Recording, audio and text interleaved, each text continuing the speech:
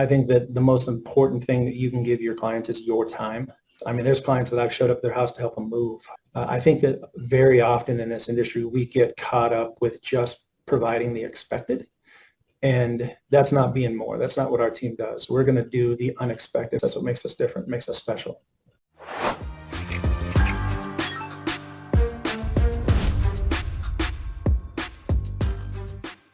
Welcome back to another episode of Do Business, Do Life. I've got my friend Andy Heese on here with us today. Welcome, Andy. How are you? I'm doing great, Brad. I'm doing really good. Happy to be here. Happy to get to talk.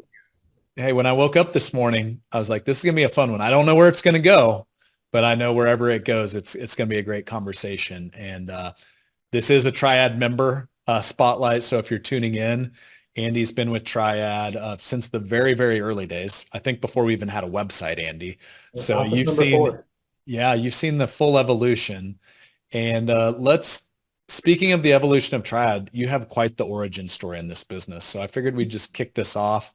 And if you want to go way back to like young Andy and then kind of coming up, and you had a couple turns in life that I think are a really cool part of your story. So just take us down memory lane a little bit.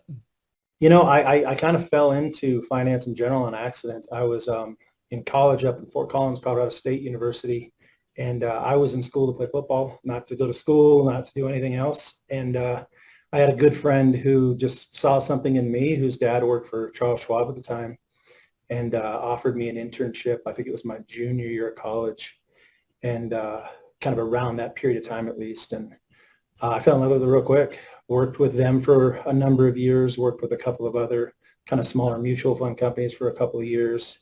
And it wasn't that I didn't enjoy that side of it. I've always enjoyed kind of the systems and the processes of a larger company, but I didn't really get to do what I felt like I was best at. And so I was getting reprimanded on a regular basis for spending too much time with clients that didn't necessarily have the portfolio that deserved it. And so I think 2005-ish, left and went independent, and I was an independent advisor until my wife Dean and I decided to sell our house and go start a school in Mexico. So we left kind of end of 2007 and moved down there and worked with another family to start an outreach school. It was originally a feeding program that we were able to implement English, math, and computers, and figured if we're going to feed them, we ought to probably teach them something. And spent a year down there starting that program, which was huge for us, huge for our family, huge for our marriage. But it was a little bit of a hiatus for me on the financial side. So, and then when we came back, the end of 2008, I got back in with my partner at the time, Robert. We were the definition of fly by night. Didn't know a whole lot of what we were doing. We were just trying to help as many people as we could, and made enough money to keep us on the golf course, and had a really fun couple, 2-3 years. And then we decided we probably should get serious about this and implemented AUM, started hiring, and it was shortly thereafter that we kind of turned this into a real business. Yeah. Well, what's fun is we've gotten to know each other.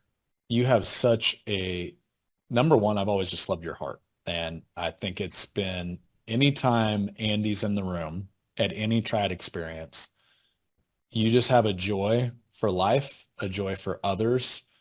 You're a connector on all levels. And I think part of that goes back to your Enneagram 2, which is very unique as a founder. There's not a lot of Enneagram 2 founders, and we'll probably get into that a little bit later. But I just love how you show up, man. You're authentic, you're real, and I see just in every room people gravitate towards you. So if we go back to college, Andy, and I'm going to even challenge you to go back even a little bit earlier, and we're kind of get into like a few conversations you and I have had.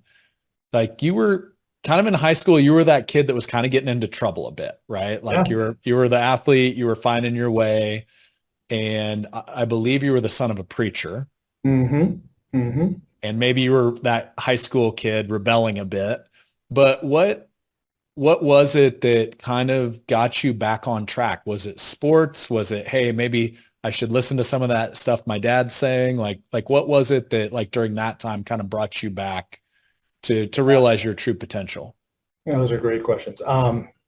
Let's start with getting in trouble. Yeah, I think I found a circle of friends that didn't bring out the best in me, and I followed them down some dark paths. I ended up getting kicked out of school 3 years in a row. I believe I'm the only Triad member that didn't go to school in 8th and most of 9th grade because of some of that trouble. But turned things around, and honestly, sports was a big part of it. I fell in love with football and found out that I was pretty good at it. The second thing that I think probably more impactful than sports is I found the woman that I just celebrated my 22nd wedding anniversary with on Friday in Dina, and she made it real clear to me real quick that she wasn't going to put up with any of that riffraff, and we started dating my junior year of high school, and I had gotten kicked out of school in 8th grade, 9th grade, and 10th grade, and she said, if you want an opportunity to spend time with me, you need to straighten up. And so I think that's kind of where I turned a corner. Jesus has always been a huge part of my life growing up as a preacher's kid, and I was in church every Sunday. Those things didn't stray far away. I think I fell in love with Dina, and I fell back in love with Jesus, and never say that. I would say like this. The focal point of my life has always been revolved around my faith, and that turned into our family as we got married and started having kids. But I've never strayed too far away from the edge. I've always been somebody who enjoys challenges, enjoys risks. Sometimes that's gotten me into trouble, but I've always been that type of person. So that answers that question. Yeah, thanks for sharing that. I promise you, there's a lot listening in or watching in right now that can relate to that.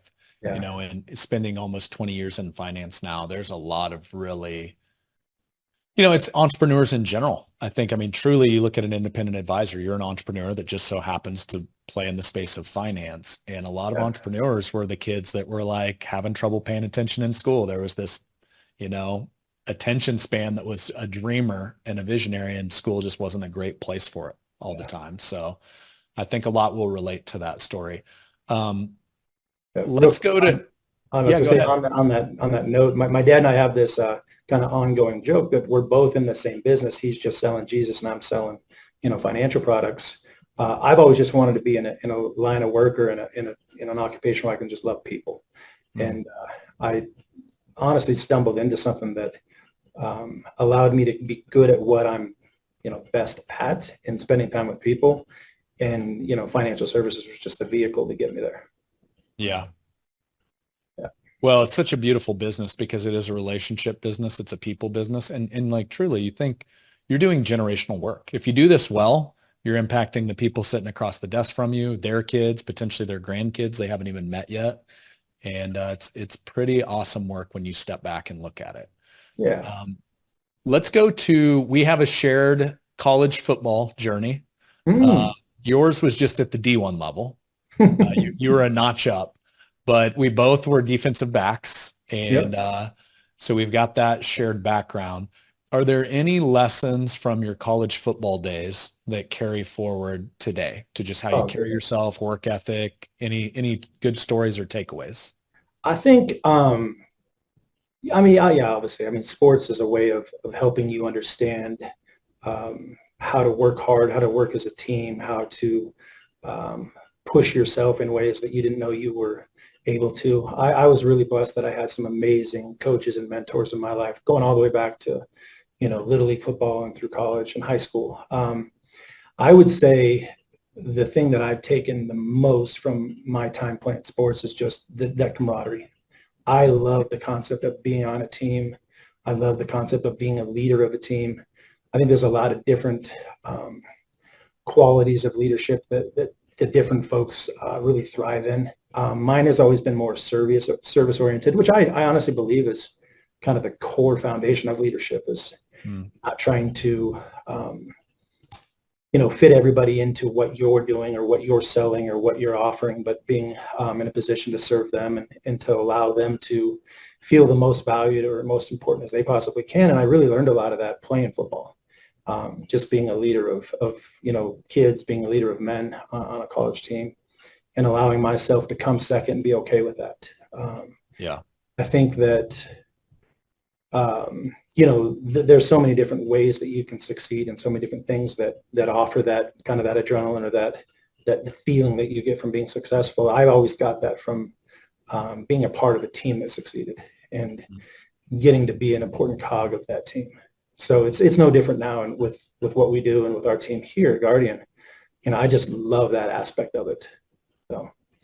Yeah. But I would say that's, of all the things that came from that, the work ethic, the hard work, the determination, the ability to succeed, the opportunity to get to be on a team that succeeds together and accomplishes goals together is huge. Yeah. Yeah. Football is a special sport. I was just literally talking with another guy today because it is, I mean, there's a lot of sports obviously that take teamwork, but it is the sport, the quintessential sport, in my opinion, that if one guy of those 11 is not doing his job, like if you're on defense, the other team's scoring a touchdown. Like, it doesn't matter if you're a D lineman, a D end, a linebacker, a defensive back, it all has to work together. And that's the beautiful thing about that sport. Everybody matters. I want to get your take on this. One of the things we say at Triad is leadership is earned. It's not given. And as you shared kind of your approach to leadership and being a great teammate, one of the things that I've seen play out just over my years in finance is there's a lot of founding advisors that they want to grow an amazing team. They want to build an amazing business, but it's kind of almost this you work for me mentality. So like show up, do your job. And I was just thinking as you were sharing that story about football, on the football field, like if you turned to your teammates and did that, none of them would follow you. Like you have to put in the reps in the weight room. They see you working your ass off right next to them. They see you out there having their back on the football field. And that is how you earn the leadership on a football field where guys will actually follow you.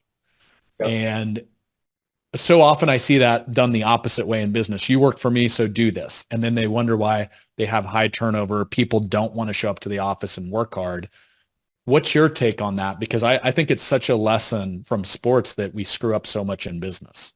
Yeah, I mean, you nailed it. If you're not willing to earn your role in whatever you're given, I don't think you'll ever see your true potential. But taking that one step further, I think there's so much opportunity, not only in growing a team and leading a team that comes from showing up every day, but it also comes from having more of a humble, contrite heart, having the ability to be able to show failure and show transparency or vulnerability. I think when people really get to truly understand you and understand your heart and where you're coming from, they'll run through walls for you. And I think that honesty has been created on our team. I think it does come from, my heart. And I've just been really, really fortunate, too, to find a lot of folks that think and act and treat people the same way that I do. And, that's instilled that same leadership, in them. And it's absolutely earned. It's absolutely something that you earn every day. If I were to show up one day just completely different than I've been, I think that would take a long time to recover from. And, I love the fact that I get to come to work every day with people who feel and think the same way that I do, and that want to truly serve. Because like I said, I think that is the true definition or the kind of the foundation of leadership.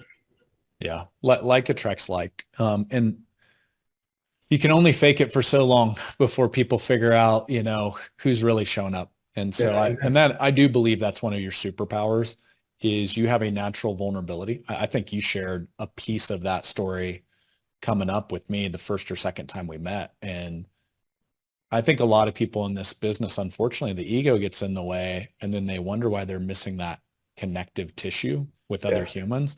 It's because they're not willing to let their guard down. And, all of us have stuff we've messed up along the way.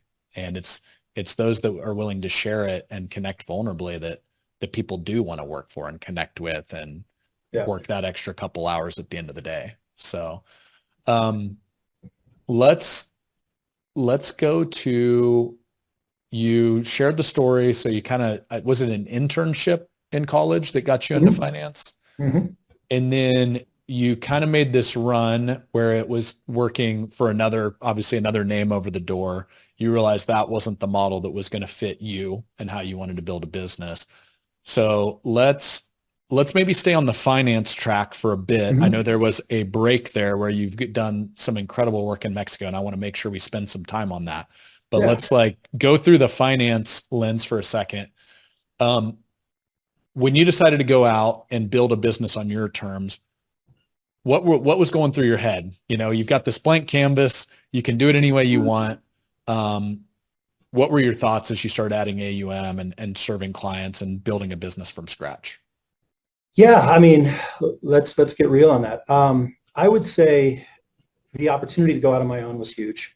I've always been a risk taker. I didn't really struggle with that side of it. It made sense to me. It seemed very natural. I think it's something that I always knew that I would do. I was also blessed, kind of taking a step backwards, to have some really, really important people in my life that mentored me, that kind of took me under their wing, taught me how to follow through, taught me how to, to show up the way that I needed to. And you take that away, and there's so much that would have been lacking that I just never got a chance to learn outside of that space. But I always felt like the natural progression for me was to go on my own and to do something on my own. And the reason for that is I just wanted to do it my way, and not in a I know how to do it and I'm better than you. I have better ideas than you. I knew who I was. I knew where my heart led, and if I couldn't follow that, then what was I doing? Yeah. And I think that would have been true no matter what I would have done. I could have gone and been a plumber or an electrician or whatever, a podcast host, and I would have just You've wanted to been a follow good my one at heart. that. Yeah, we'll see. um, but I wanted to, to do what was right to me. I wanted to love people. I wanted to serve people, and finance was just the platform to be able to do that. Um, so I was not too far into my kind of the beginning of my career before I knew that was eventually going to be the steps I was going to take. Um, I'll be real honest with you. When I first left, I thought I had made a little bit of a mistake, not even a little bit of a mistake, a big mistake, just from the standpoint that I realized how little I still didn't know. I still feel that way. There are things that we take on, or there are things that we do, and I feel sometimes unprepared for it, or that I'm not what I need to be with regards to experience or just business savvy. But we've always been able to make it work, and the Lord has continued to bless us. We've taken on different programs, challenges, and so forth. But when I first left, I was like, goodness gracious, what have you done? You don't know what you're doing, and now you've kind of stepped out and put your neck on the line, your family on the line. What is this going to look like? And thankfully, I had some people that kind of joined up with me real quick, and some additional mentors that I've met through the business and have still been a big part of my life, that kind of took me under their wing as well, and kind of showed me this space, because it's very different. You go from being in a very systemized, this is how we do it every single time business, to now it's completely open, and it's kind of more the Wild West, and Yeah. you can do it however you feel like is the best way to do it. And there were some really good people that I began working with in the very beginning through different IMOs that I was lucky enough to spend time with, and their leadership and their mentorship in my life. So. The blank canvas of entrepreneurship can be a blessing and a curse, for sure. I grew up inside of a business for my first 13 years. And they kind of allowed us to build a business within a business, but there was definitely guardrails on things. And then when those guardrails disappear, and all of a sudden, oh, we could do this and that and this, it's like I think the quote is, opportunities, distractions masquerading as opportunities. And that Yep. can happen a lot as an entrepreneur. So one of the things I want to focus on, that I believe is one of your true gifts in this business, back to you being a connector. You are the type of guy, and I think part of this is the blessing of an Enneagram 2, which, for those unfamiliar, we've talked about it on a lot of episodes, but go back and listen to the Ian Cron episode. But an Enneagram 2 is by a natural gift is like being a helper, to where what fills your batteries up is serving others. Yeah. And Nick Whitaker, one of our coaches, shared this with me. I don't think I've ever seen this happen in finance. At least in my journey, I have not. He said you walked through in your office when he came out to visit a referral chain that went 6 deep. So person 1 referred person 2, who referred person 3, who referred person 4 to 5 to 6. Yeah. And I was talking with Kenzie, our mutual friend, our director of culture, who's also a 2. And I was like, I think I'm pretty decent at relationships. And the deepest I could go in my career was 3 deep, where one person referred a second, who referred a third. So I know you've built a lot of your business, and for context for those listening in, to the scale of 50 mil plus, you've had basically range of 30, 40, 50 on this year. You're trending for, I mean, we're halfway through the year. I'm going to give you 60, buddy, just if you flatline, because I'm going to challenge you. So you're pacing for somewhere around between 50 to 60 million of new assets as a firm this year. And a lot of that has been driven off referrals, which is very, very rare. Most people doing that sort of volume, they're doing a ton of active marketing funnels. So what's your secret? How do you go about doing that? What's the approach? Well, one, you honor me with even bringing this up. This is the thing that I get fired up most about. I just always wanted to run a business that people couldn't help but talk about. Whether that's over-serving, whether that's, we were on a great call this morning with Kristen, and we talked about kind of our team, our brand manifesto, and our just what we believe in. And if you walk into our office, we've got plastered on the wall. We're committed to being more, and more just means so much to me. It starts with the team. It starts with just holding them accountable, making sure that they're seeing the same things that I'm seeing. And then that spreads to our clients in a way that they can't help but talk to their friends and family about what we do. If we were to look at some of the hierarchies or whatever, where referrals have turned into referrals, we've got probably several different branches of those where they go 6, 7, maybe even 8 deep, that I can think of one. And that's been a huge blessing in my life. When I first did get started as an independent advisor, I needed those things. I didn't know how to do a workshop or seminar. In fact, we just started doing those about 1.5 years ago. So we've always kind of run on the referral, system. And I think that there's a quote that I absolutely love that Jack Nicklaus, the golfer, said. He said, "I never worried about making money. I just worried about playing really good golf, and the rest of it took care of itself." I've never really worried about watching the scoreboard or what our numbers were, obviously those things keep the lights on and they're important, but I've always just tried to be a really good person first off, and then a really good advisor, and loving our clients in a way that they couldn't help talk about. They couldn't help but share just the things that we've done for them. And to be honest with you, I think so much of that is beyond the actual financial planning. There's a lot of it that just comes with showing up and being there for them and in the areas that they need. That could be good. It could be, tougher days, but showing up and being a part of their life, and them knowing that whatever goes on in their life, whether it's success, whether it's failure, whether it's losing people, whether it's, living their dreams, that we're going to be there and we're going to be sitting in it with them. And that accountability that comes from that is pretty dang special. And it's allowed us to build a business that, I don't know what our percentage is of referral clients, but I would say it's more than half of the clients that we have and we take care of.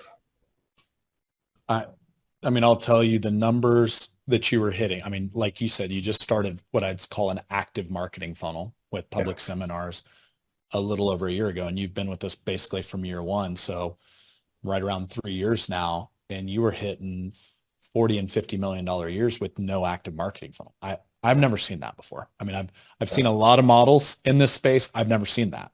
So if we dive a little bit deeper, because a lot of what you share there, which is your heart to serve and going deeper than just numbers on a spreadsheet, but truly caring about the human behind it, I see that's how you show up. But if you were to give some real life examples to an advisor listening in, like maybe dissect one of those, referral rabbit holes, like well, here's how we connected with this person that then led to that person. And then like, how did that actually play out? Yeah, I'll go a couple different ways for you. Let's a little bit more broader. I think that we do a great job in those first meetings of helping them understand what this is going to look like. And I don't only mean, the plan and what we're doing from them from a service standpoint, but what retirement's going to look like. I think that that's one of the more underserved areas in our industry, that you've got, these folks that have spent 30, 40, 50 years doing one thing that they've driven who they are, their identity, their self-worth, their confidence that has come from being who they were. And now you're going to take that away from them. And helping them understand that, prepare for that. I couldn't tell you I don't know, hundreds of people that have come back to me and said, Andy, you were right. You said that this was going to be tough for me. You knew how much what I did meant to me and how it created my identity. And now I don't have that. And I'm so grateful that we were proactive on that side of things and giving me, whether it's coming up with a hobby, whether it's coming up with something that I can go do that means something to me, putting those plans in place before, you kind of checked in for the last day at whatever it was that you were doing. So I think a lot of those conversations that we have are really impactful. I can tell you a couple of stories. When I first got into the business, I had a guy that went to my dad's church, real good friend of ours, that gave me a chance. I think it was like a $36,000 IRA or something like that. It wasn't anything that was, crazy. To me, it was at the time. It was a really big deal. And he was one of the few clients that I had taken on that weren't a part of my previous career. And man, I just worked for him like my life depended on it. And I think it was about 6 months into it that he said, "Hey, Andy, you need to meet, my very good friend. He's not real happy with his advisor. I've been bragging about you now for about 6 months. I think you guys need to meet." And I was like, "Hey, I'd love the opportunity." And little did I know that I was going to meet a guy that would change my life. And I won't share his name just because he probably wouldn't like that. But we sat down and he had like $1 million. And I had never seen anything like that on my own at that point in time. And here I was, 20 something years old, sitting in the living room at his house. I didn't even have an office, trying to help him understand why he should trust me to take on his financial future. And, now fast forward 20 years, we're still the closest of friends. There have been, if I had to guess, probably 12, 15, 18 referrals that have come just from him. And some of those have gone, 3, 4, 5 deep. But I got that one opportunity from a guy that had $36,000 that turned into, I don't know, multiple 7 figures in opportunity, and the opportunity to really help a lot of people. And it all came from just somebody giving me a chance, going in there and showing him my heart, showing him what I wanted to do, being overly prepared in our meetings so that, he knew I knew what I was talking about. And there was no doubt in, just my ability to be able to take care of him. And, he turned me on to, another great friend who turned me on to the next one, who turned me on to the next one. And those people became more than just clients. They become really close friends. Yeah. Whether that's right or wrong, I believe that it's right with all my heart. Some of my very best friends started as clients. So It's been a pretty special process for me. I'll tell you what, that's what I love about this business. And by the way, for you young advisors listening in, Andy, I know you're right were you born in 1980? I was in 1979. 79. I knew you were substantially older than me. Yeah, 2 months younger than Derek. So Derek, our other friend that's been on. So 79. So you're, at 27, that's like 2006, 2007, right? Yep. And I remember because that was my first year in the business, and $1 million case back then, those did not come through. That was like a once a month, once every couple months thing. Oh, yeah. So that's different than $1 million today. That's some real money. Not that $1 million isn't real money today as well, but that there's a lesson there of, how you do one thing is how you do everything. And you showed that same $36,000, the same care that earned you the $1 million opportunity. And I think oftentimes in business, we forget that, but it goes back to your quote on golfing. It's like, you just want to be a good advisor. Yeah. And the cool thing is showing up as a good advisor to that guy led to an opportunity to be a good advisor to others with substantially more. Are there other things? I love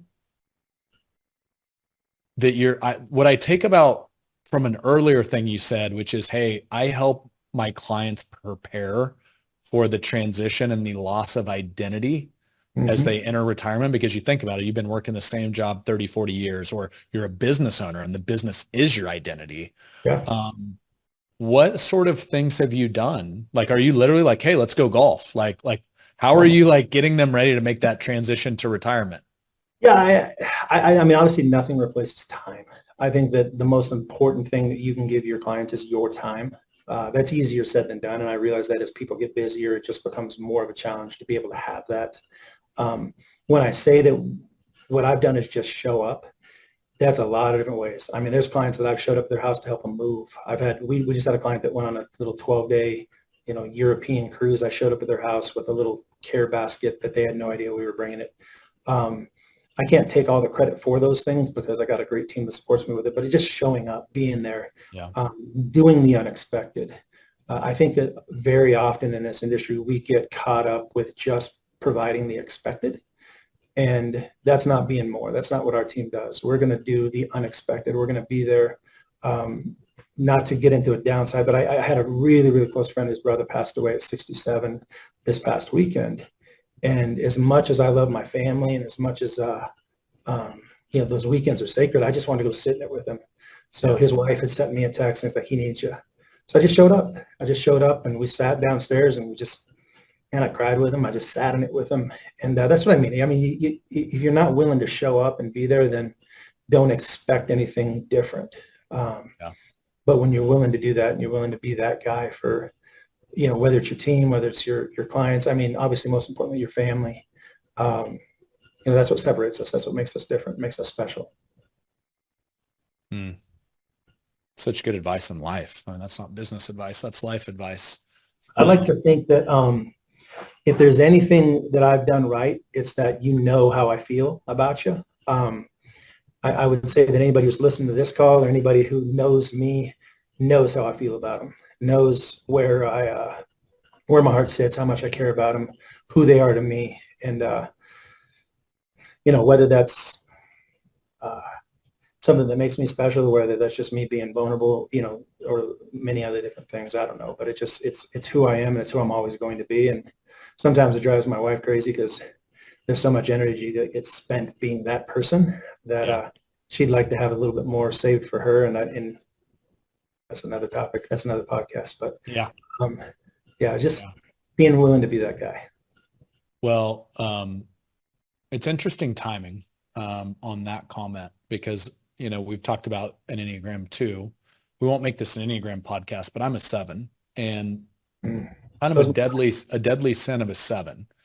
We like to have a good time. Sometimes same thing. That can drive the wives a little crazy when it's like the overcommitment stuff and wanting to be at every party or every gathering.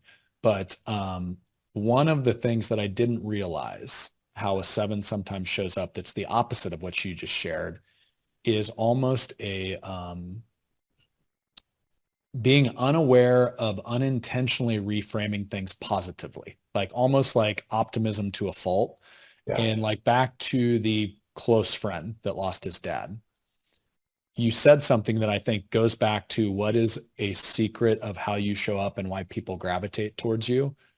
You said, I just went over there to sit in it with him and just cried with him.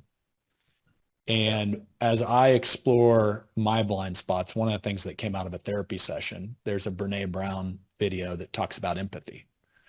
And she said, there's a difference between sympathy and empathy. Sympathy is, I'm sorry, but, the good news is you had all those good years with your dad, and you try to be like a fixer. It's not a bad thing. You're not like trying to, but it's almost like you're not sitting in it with them. Empathy is, climbing down the ladder into that hole, into that dark place, and just putting your arm around somebody and saying, I'm here for you, buddy. And I have no clue what this must feel like, but it must suck. Yeah. And just within the last year, at 43 years old, I learned that. And I think it's one of your natural things that I don't know is that a learned behavior? Is that just kind of who Andy's always been? Because I think it's something a lot of adults could really take a lesson from. Yeah, I'm sure there's a little bit of everything. I was really fortunate. I always say that I hit the lottery when it comes to parents, grandparents. I had parents that loved people, that loved Jesus, that wanted to do what was right by other folks. And so that's what I saw modeled to me growing up. So there's very little, I think, credit I can take for it. I think there's a lot of that's just natural for me too. It's Mhm. whether it's seeing it through them or whether it's just, how God made me. Um, I do know as I've gotten older and as I've had more experience, one of the things that I would go back and tell my 18, 20, 21-year-old self is to just slow down a little bit. I think that especially as a business owner, we get so caught up in, the million different things that we have to do. And the ability to be able to slow down and like exactly what we were just talking about, sit in something with a good friend or show up in a way that you need to be there, that takes time. And your willingness to be able to do that is, I think, the most important part of it. So like if I could go back and talk to Andy, 20, 25 years ago, I think that's what I tell him, just slow down. There's so many things that are so beautiful around you, and the opportunity to get to be in that space is pretty special. So in learning how that will affect other people and the way that you can support them through doing it is, man, I think like I said, I think that's where leadership starts. I think Yeah. that's the key behind it. Yeah. A phrase I heard on that note is act as if you got nowhere to get. Yeah. And that's what your buddy needed. Yeah. He didn't need the gift basket that you swung by, dropped it off, spent 5 minutes, said, Yeah. Good luck. condolences. Yeah, you're in our thoughts and prayers. See you Mm. later. He needed somebody to be in it with him. And from my experience in life, those are the people you remember, the ones that show up in the low times, not the ones where things are going great and you just hit your greatest sales week of all time and they're there to have a beer with you. It's the tough times that the real friends come out. So I think that speaks to why you're like so many people love you dearly. It's you show up. I think too many times we get in the way of our own way of like, well, I'm going to ask him if he needs something, or I'm going to see what could be, what I could do that, they need. And we go and just get in our own way. Just show up, just be there. Mm. Yeah. Too many of us, I think, are too, whether it's pride, whether it's our ability to not be vulnerable, whatever it is. If somebody asks you, hey, how can I help? Oh, no, I'm good. I don't need it. We're okay. It's going to be all right. When inside they're screaming and they're crying and they just need you to show up. So that'd be another thing I'd tell my 18-year-old self. Don't spend so much time worrying about it. Just show up. Just get there. Bro, Love it, man. Love you, man. I knew this would be a good one. And I've been on the verge of tears for like the last 15 minutes. So, you might crack one loose here if we keep going. Watch out. Let's go. Let's go to let's go to the challenges of entrepreneurship. You've got an awesome team. We were just talking about a lot of them before we went live. You've got a great advisor team. You've got Joe, you've got Lee, you've got my boy Matt, my fellow card collector in small town Kansas. And I know you got a lot of other team members. And one of the evolutions I've seen in you since you've been at Triad is I've really seen a shift in Andy. You've always been a great sales guy, a great relationship guy, but I've seen you really start to step into leadership. And you've hit on a lot of those characteristics already. But I want to get your take because I feel like just knowing you, you're naturally a good salesperson. I think you use a lot of those great natural relationship skills. People like you, they trust you, they want to work with you. That's great when you're the solo founder, the only advisor, but unfortunately you can't like extract that and like infuse it into other advisors as you add advisors to the team. So what have been some of the challenges as you go from a solo advisor to a multiple advisor practice and leading and just changing kind of how you show up on the daily? Man, great question. A few different things. Let me give it some context. Number one, I never really wanted to do this, to build this. I still am very hesitant to get bigger. Like I love where we're at right now. If we never outgrew where we are right now, I'd be very content, which makes me a little bit unique from, a founder or leadership standpoint. I've always just wanted to do whatever I could to help as many people as possible, but I've never wanted to like lead from the front. I never wanted to be that guy. I've always been very content to kind of be behind the scenes. Like even doing something like this is so far out of my comfort zone that it's ridiculous. It's not just the light. I'm sure that's making my head sweat. But I've learned that in order for the people that I want to reach the dreams that they have, that it requires me, and it requires my leadership, and it requires me stepping in and showing up on a daily basis for them to be able to hit the numbers that they want to hit the goals that they have, and live the lives and support their families in the way they want to. And that's very motivating for me. I would say a couple of things that are very basic forms of leadership, but finding what people are good at and allowing them to excel in those positions. When we were first building this business, and Bobby and I were kind of working side by side, she was so good at teaching me some of those lessons in leadership about just finding areas that we were short, and finding people who really thrived in that way. And we've been really blessed to find folks who not only excel in their position, but really enjoy what they do. And it takes a special person to, run new business and sit behind a computer screen and follow up with carriers and where's this check, or this beneficiary form needs to be changed, and those things. And finding somebody who can do that and enjoys doing that, goodness gracious, that's like the MVP of the team right there. And we've been really, really blessed to do that. But it was did not happen overnight. It came through trial and error, and me learning how to help lift people up, and making sure that we were setting them up for success in areas that they really wanted to be involved with. So kind of getting back to your question, the transition of leadership and getting into a position I wasn't necessarily comfortable with came from a lot of hard work, and it came from a lot of preparation. You guys have been, goodness gracious, just so important in doing that. Fun little story that I like to share with this on you guys specifically is, we were so blessed to be that kind of the first couple of offices that came in. And so we got to spend time with you guys at your highest level of energy, and your highest, we're just willing to go do anything. We'll run through walls to figure out a way to make this thing work.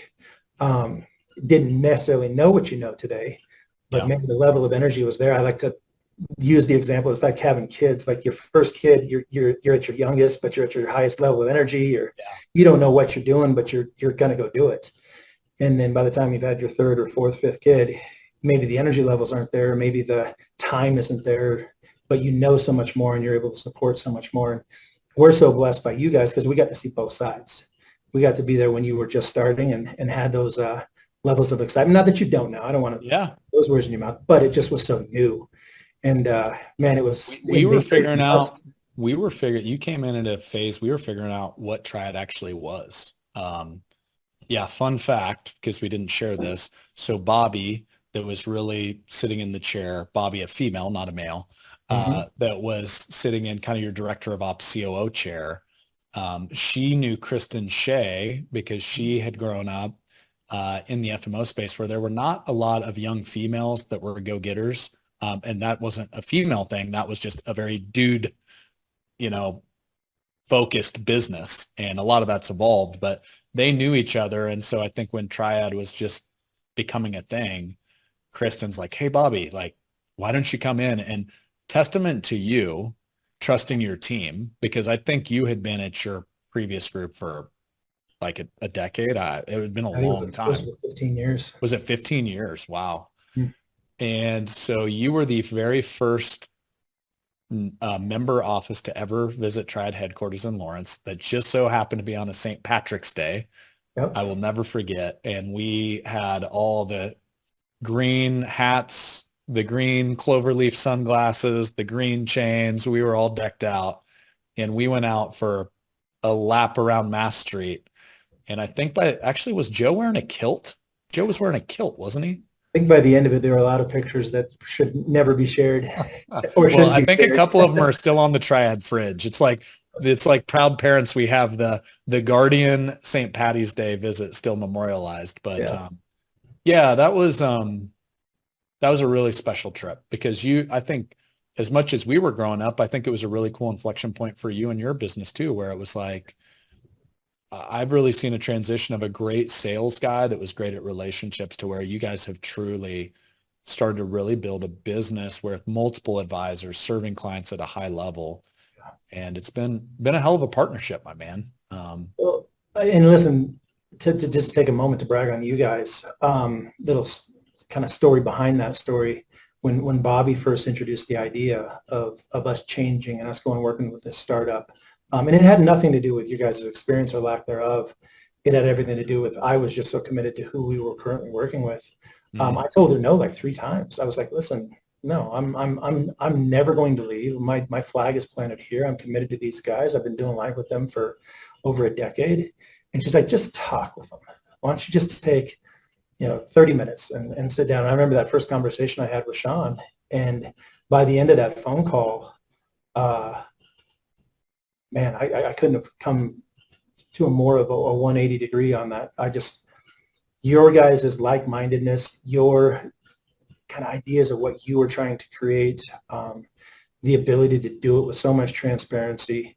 I've always believed that, there's so much more gain from being honest and vulnerable, and that people learn so much more from your failure than they ever will from your success. And you guys were you were so real with me. And now here you are, fast forward 3 years, and you're doing things that I don't think any of us could have imagined back then.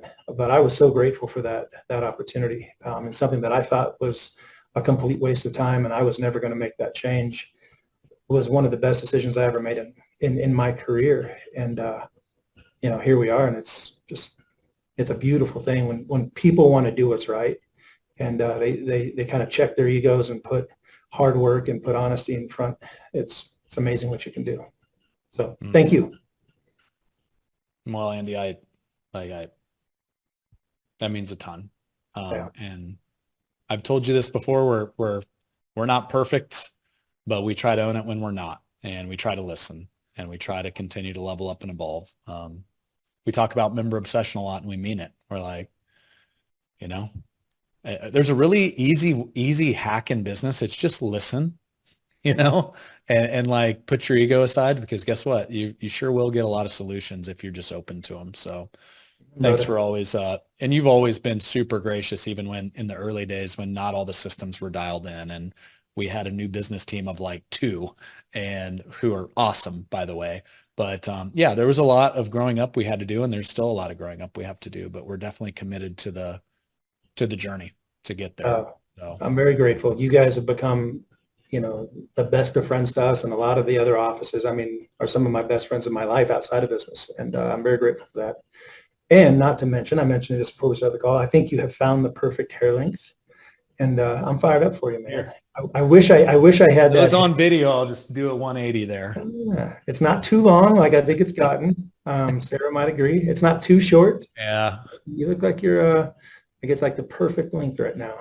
You know what? You could learn a lot from people's background based on how they describe my long hair.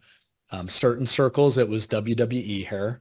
If I talk to people up north, it was hockey hair. On the coast, it was hippie hair or hipster hair. So it just depends on the region of the country you're in. And I think my wife called it midlife crisis hair. So we had a lot of different options to go with. But would you describe the work that you do in Mexico? Love to. Would you consider that mission work, or like I know you're building a school, you're feeding, you're educating.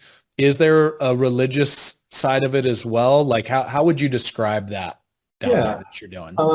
So we when we originally started the school in Volcanoes, so Volcanoes is a community in the Puerto Vallarta area. My wife and I were looking for something. We had just had our first son, who's now graduated from high school and heading off to college. But we were just looking for something. We were looking for an opportunity. We needed something more than just this routine that we were in. And so we went and looked at a few different opportunities. We wanted to stay in Mexico. We've always had a love for just Latin culture. Mexican people have always been very, very near and dear to our heart. I grew up in a very Mexican, demographic or, heavy driven in that community. And so just finding something down there was really special to us. So we went and looked at a few different opportunities, and we stumbled upon a feeding program in Puerto Vallarta, and we got involved.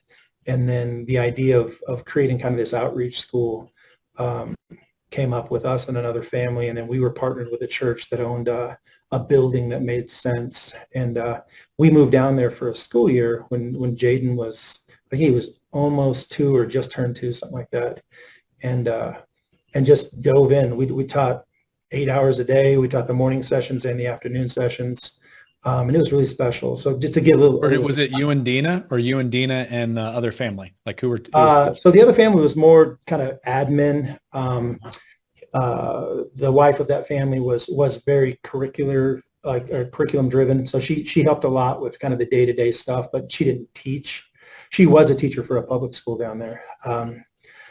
But we just went to work. So we were kind of partnered up with the public school, and the public schools were completely overpopulated with kids. And so kids were going to school for a half day and weren't getting any English, very little math, 0 computers. And we thought, well, hey, why don't we come up with a program that allow them to come to our school in the afternoon if they go to the public school in the morning, or vice versa. And we'll just focus on that, math, English, and computers. Mm-hmm. And so Dean and I taught English for the first year. And the only thing that qualified us is that we spoke English.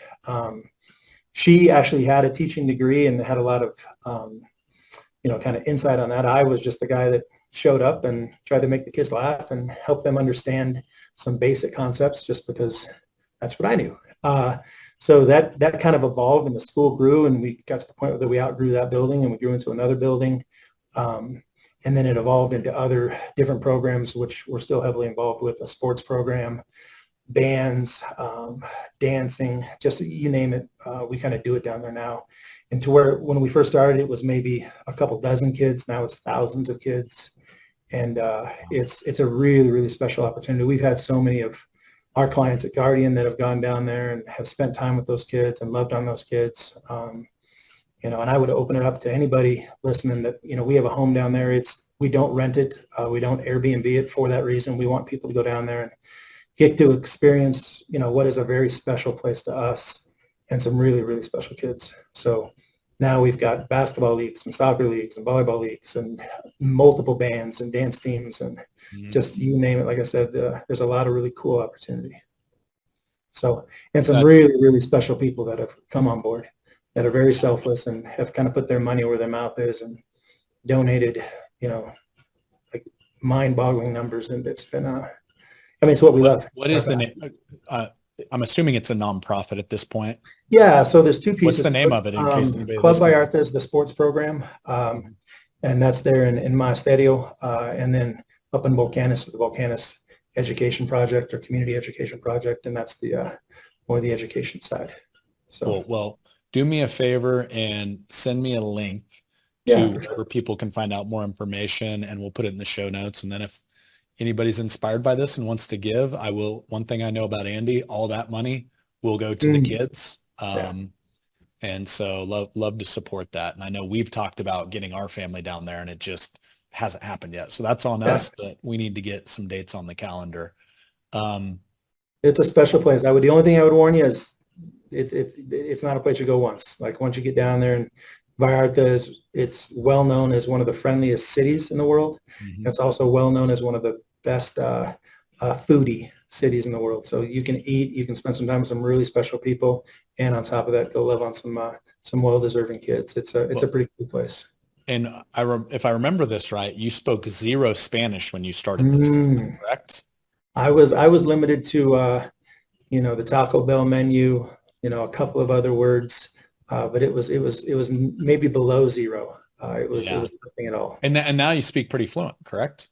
Yeah, I can get along pretty good now. I learned real fast that if I wanted to be able to talk to any of the parents about what their kids were doing, good or bad, you better learn how to speak some Spanish, or they're not going to be able to understand what you're saying. So I poured myself into that for a lot of years, and then just time down there. It's been huge for me. Yeah. We'll do the next podcast in Spanish. I'm going to have to bring in some reinforcements. I'll bring in Logan. Logan on our team could riff with you. There you go. I could say me llamo Bradley, cerveza, por favor? I mean, I've got the basics from a few all-inclusive stays, but There you go. I'm about tapped out there. Love it. Um, well, let's get to the life side as we kind of get towards the tail end of this conversation. Yeah. One of the things that I love about you is family is really important to you, and you've talked about your clients, your team, obviously the work you're doing down in Mexico, but I know like being a husband and dad is the top for you, and so this is the Do Business Do Life podcast. Like what are some lessons you've learned and going back to the young Andy that was really like kind of rebelling and getting kicked out of school? Did you apply any of those lessons to your kids? And just so obviously they wouldn't go down that same path or repeat some of those same mistakes that you made. Yeah. Oh, absolutely. I like to think of my wife and I as such an amazing team when it comes to raising kids, because where I hit the lottery with parents and I had just every opportunity you could have thought of from a support standpoint. We didn't have the resources, but we did have parents that really loved me. She grew up in a single mom home. She had a lot of the struggles that I didn't really understand, and still have had to work really hard to try to just understand a little bit. But the perspectives that we have make us, I think, pretty special when it comes to parents. So we have 4 children. They're spread out a little bit more than maybe we would have intended. Our oldest is going to be turning 19 soon, and then we've got a 13, almost 14-year-old, an 8-year-old, and a 3-year-old. Our older 3 are boys, and we wanted to have that little girl, and we kept trying, and finally the Lord blessed us with a little girl, and she's perfect. And yeah, she kind of runs the family now. But yeah, the opportunity to be a dad was all I ever wanted. I just, from a young age, I remember I just want to be a dad. I just want to love, my kids and help them understand maybe the things that I didn't do a real good job of, and then hopefully they'll be better than we are. Dean and I always like to say that we hope our ceiling is their floor, and that they're just going to go do things that we couldn't even imagine doing, and we want to give them the opportunity to be able to do that. I'm hopeful that one of my kids has an inclination to work in finance and can take over this practice, because that's always been my heart and my dream, to be able to see one of those kids do that, or maybe multiple. That way, when I'm ready to at least step back, one of them can step forward and do that. So we're pretty pumped. Our oldest is heading to California to go to college to study business, and we'll see where it goes. We'll see what God's got planned for him. But the family is everything. That's my heartbeat. That's the reason I do everything that I do. And the opportunity to get to raise those kids, and the honor that God's given me to be their dad is the coolest thing I'll ever do in my life. And then nothing even comes close. There's something so special about watching your kid run for a touchdown, or watching them. Our 13-year-old has got a band, and he's like crushing guitar right now, and getting to sit back and just watch these kids thrive in their environment is so cool. But the fact that they love Jesus and they want to do, what's right. Oh my gosh. Yeah. It doesn't get better than that. Obviously, any parent listening knows that it comes with its own challenges, and, kids are hard. Raising kids is really hard. Being a good parent is really, really hard. But there's nothing cooler than watching your kids do well. Yeah. So, I love it. Yeah. It's the best job in the world, most important job in the world. Amen, brother. And I will tell you, so our youngest is also a girl. She's 8 now. This was a fun story. So Sarah had been traveling a bit, and I'm excited for your little girl. Like 3 is such a fun age, but as she gets older, you're right. She's just going to keep running the show a little bit more and more as each year goes on. So Sarah gets home, and where was she at? She was gone for a couple nights. And so Nellie is sitting in the kitchen, or we're all standing in the kitchen, Sarah, me, and her. And I'm like, said something about, oh, I missed mom. And Nellie looks me dead in the eye. She grabs her mom, puts her like arm around her. She goes, she's mine. She's all mine. She's mine. She's mine. You're not getting her. And girls are just, they're special. I'm, growing up I just had another brother. I didn't have any sisters. And then my parents got divorced. And so it was pretty much a bachelor pad from my freshman year of high school until I went to college. And I feel like having a daughter unlocks this softer side of a dad. Hmm. What's been your experience so far on that?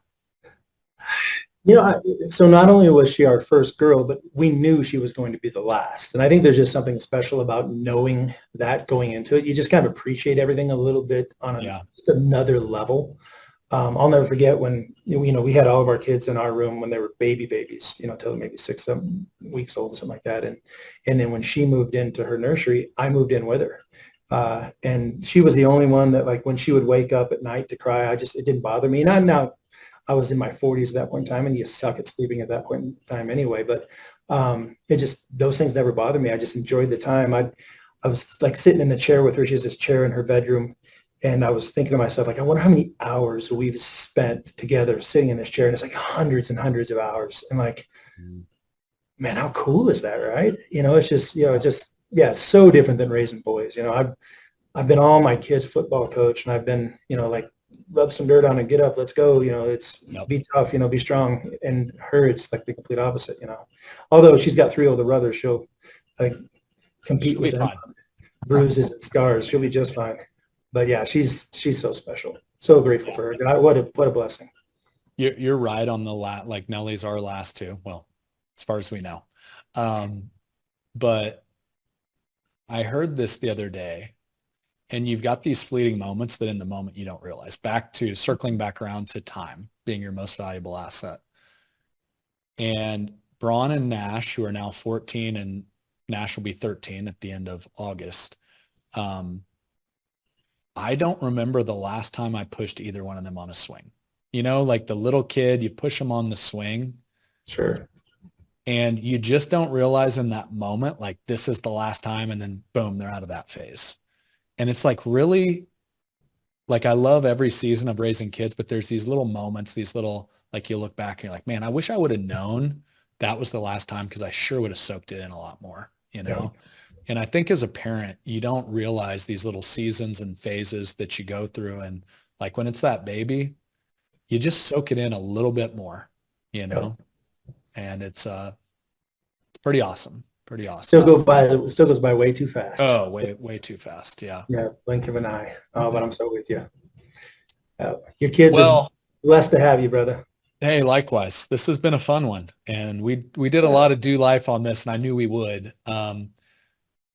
As we wrap this, at Triad, if anybody knows it, you've been here since the beginning. We're all about doing business and doing life, and we've Mm. talked a lot about that. But if you had to truly define, like, here's what doing business, doing life means to Andy, how would you sum it up? Oh, that's a good question. I think for me, they probably blend together more than most people would. I am blessed beyond measure to get to do what I love. And the opportunity to help, get to serve, and get to create a business that provides for my family, provides for so many others, is such a special thing. And then that blends into my life. The things that we get to support and the things that are important to us are supported through what Guardian does. And, never in my wildest dreams did I think that I would be either able or have the ability or honestly the opportunity to get to do what I do.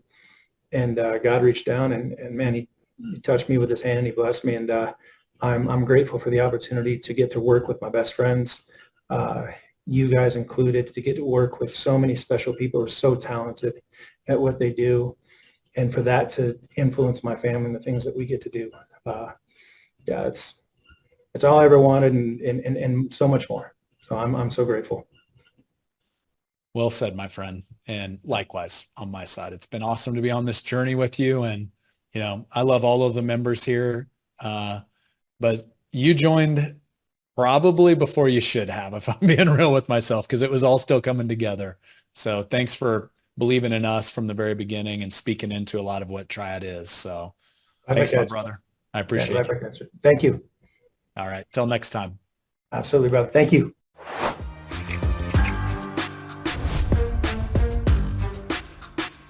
Thanks for listening in this week. On to this week's featured review. This one comes to us from iTunes user S Barry NC, 5 stars.